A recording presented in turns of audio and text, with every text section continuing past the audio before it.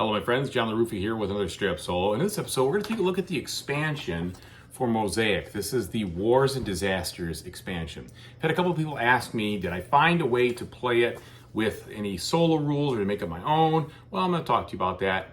Let's go ahead and get started. And as usual, folks, please like and subscribe to my YouTube channel if you haven't done so already. And if you have, I do really appreciate it.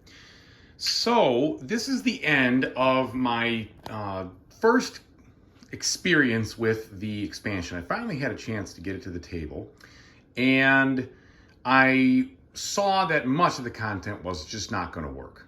There's just no way about it. So the first thing is the disasters won't work at all with the solo hero bodice because they have to do with specifics on the person who has the fewest amount of this, the person who has the fewest amount of that. And that's just not going to work because he discards most of everything that you would need to do here to deal with the fewest of this and fewest of that. So I was immediately realized the disasters weren't going to work. Then I also saw that while the leader powers are fine, the region powers like Rome or Gauls or whatever, that's not going to work either because it all requires something of an interpretation for the hero bodice. And there's no real way to do that, and it doesn't make sense for you to take them, so I left that out. So then I was left with the towns, and both of those towns seem to work just fine on your end. You can play them, and the two towns are the one that gives you, it's basically the culture town. Actually, I think it's called, let's see, I got one right here. I thought I had one right here. Here we go. The amphitheater town. So the amphitheater town gives you 2 points for every city and wonder that is adjacent to it when it's placed. Okay, so okay, I can see that. That's kind of cool. That wouldn't work necessarily for you could kind of work that in, I should say. If you're going to pick up an amphitheater town, you put it next to whatever he places down, you get the extra points. All right, you can see how that could work, and you would just score those as immediate points, so to speak. Okay, so that's fine. And then the garrison town lets you build a unit. You can do that too.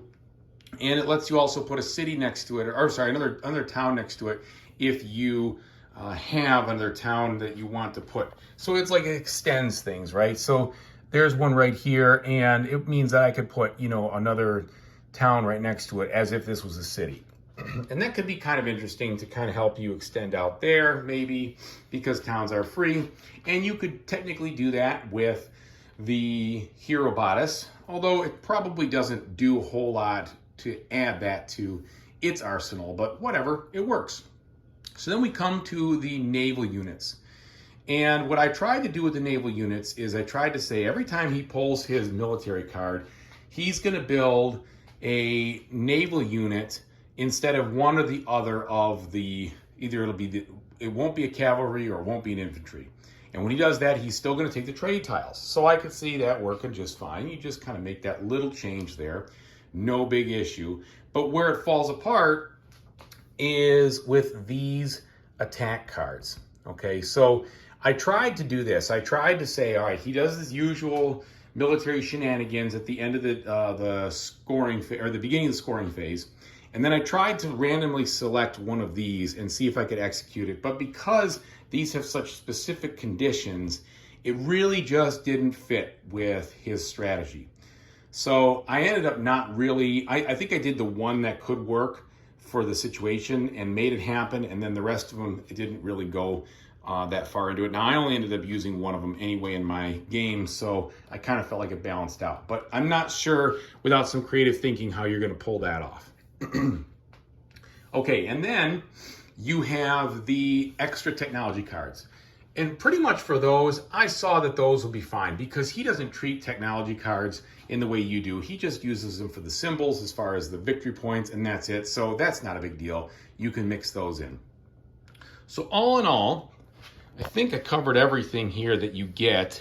And yeah, there's a couple of extra golden ages and a couple of extra military or achievements, and those are all fine. Yes, I covered the towns. I got that. We got that. The leaders we talked about. The different wonders are fine. Those work.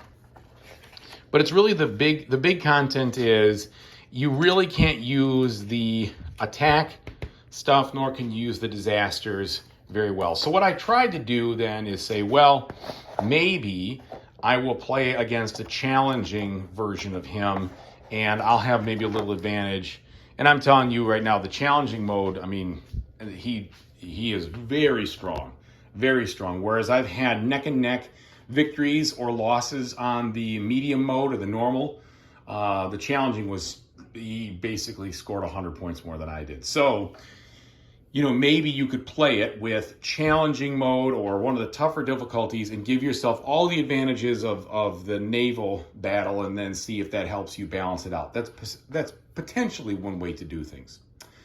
So either way, I did my best to integrate it as smartly as I could, and I lost brutally to the challenging mode of Mosaic bot, or the hero bodice, but that's okay. You know, I can see how that works. That's just a tough thing, because the way that scales is that instead of scoring 6 for lots of the categories, you score 9 for the categories per, you know, thing you have. And so that is a big jump. You really have to be on your game there.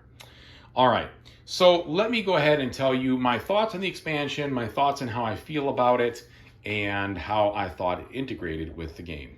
Basically making up my own rules to integrate it. Okay, so first I want to say that this expansion is not an essential expansion by any means. I don't care how much you like this game.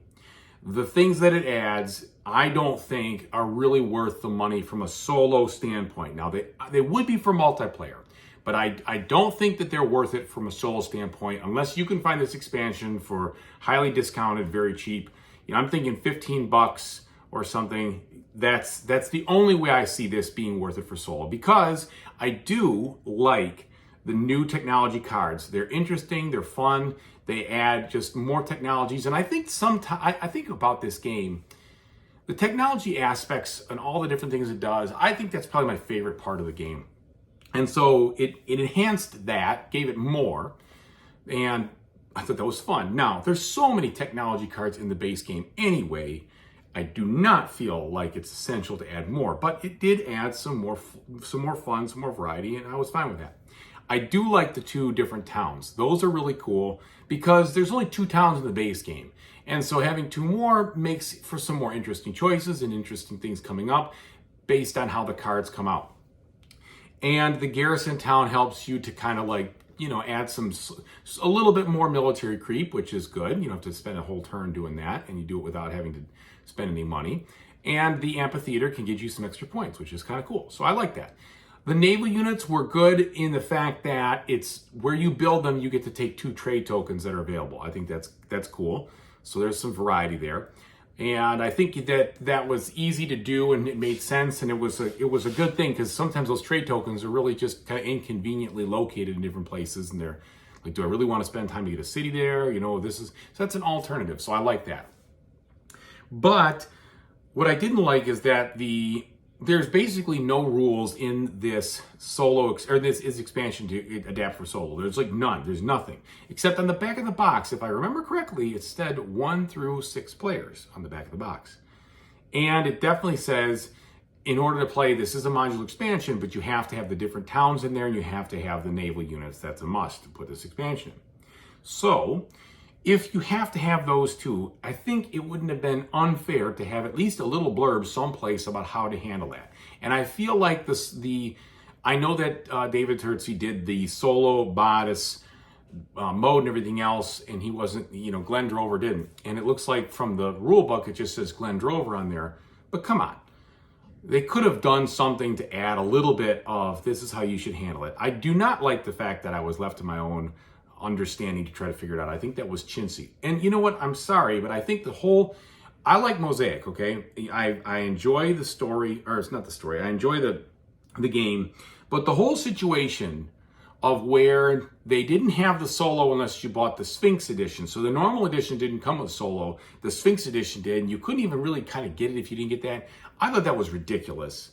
And then you've got this shenanigans on top of it. Now, you know me, as far as I am with regards to my reviews, I try to keep things pretty positive.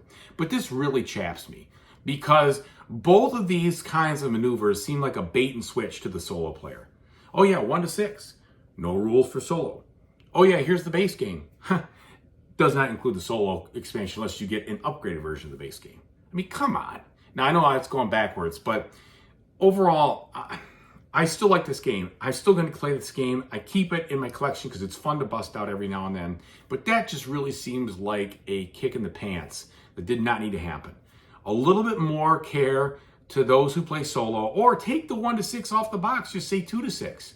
I mean, that's all you had to do.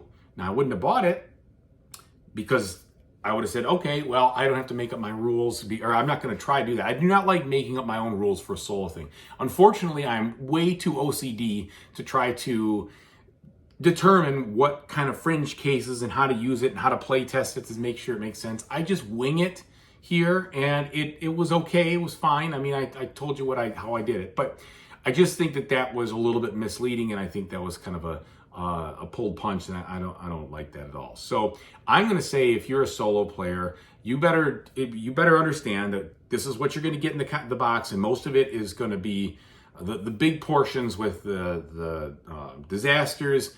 Not going to work. The military actions don't really work, and the regional bonuses do not work. So you're missing a lot of that. What you're going to buy for, and buy for only, is really the additional technology cards, the 2 cities, and the naval units, as long as you want to fill in some of the gaps of how the Hero Bodice goes through with that. And I think you can do that reasonably well, although you hear what I just said. I don't think that you should have had to. So anyway, that's my situation. That's what I feel about it. Hopefully this helps you. If you're on the fence to try to figure it out, and you probably know right now because you've looked at different places and seen people complain about it, but yeah, this expansion is not solo friendly, I would say. So, again, I really appreciate you watching. I hope that this is helpful. I hope it helps you understand how to make a choice, whether you want to go for it anyway or say no thanks in this one, but that's the situation. So anyway, thanks so much for watching, everybody. I really appreciate it. Whatever you decide to do in the future, I really hope you have a fantastic time doing it. Take it easy, everybody.